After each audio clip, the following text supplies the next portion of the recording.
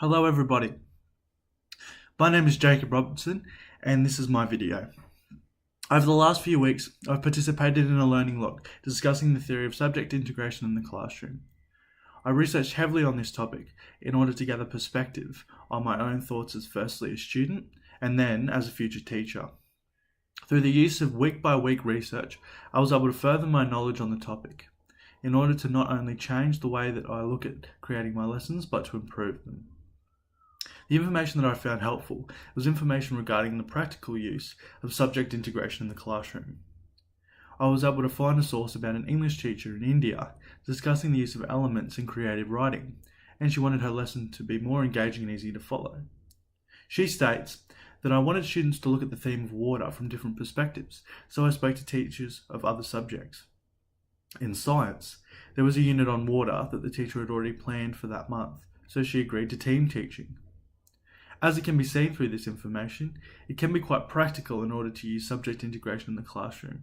Regarding topics that allow the use of subject integration, it allows for students to think differently about topics in the classroom. There are different approaches to learn different information. As a teacher, you have a better chance of succeeding with the teaching of the topic.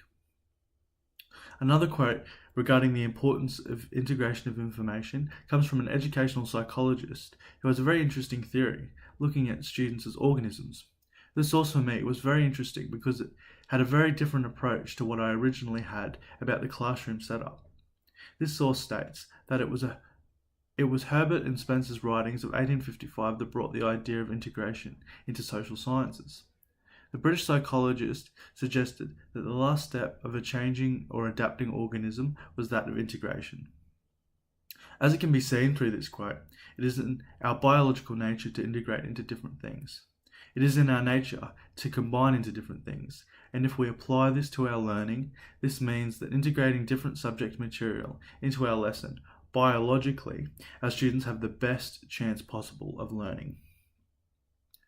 The aspects of this topic that I am still unsure about in some cases is if subject integration can be used practically in classes other than English.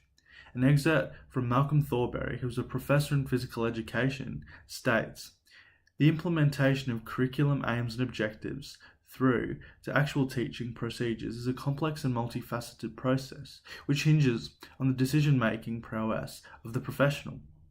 This information that I took from this quote is that substituting cross-curriculum features into other subjects is an effective tool, not only in English, but physical education as well. This is very helpful due to the fact that as teachers, we will come across a range of different subjects with varying content. If we are to make an educational decision on altering our pedagogy to benefit our students, then this information is very helpful. This subject to me is very important, and I would like to learn more about it in the future in order to better my teaching style. I will need to further my research on the topic, but I am confident that I will be able to practically use the concept of subject integration properly in my classroom in order to create optimum motivation and learning for the students in my classroom. Thank you so much for watching.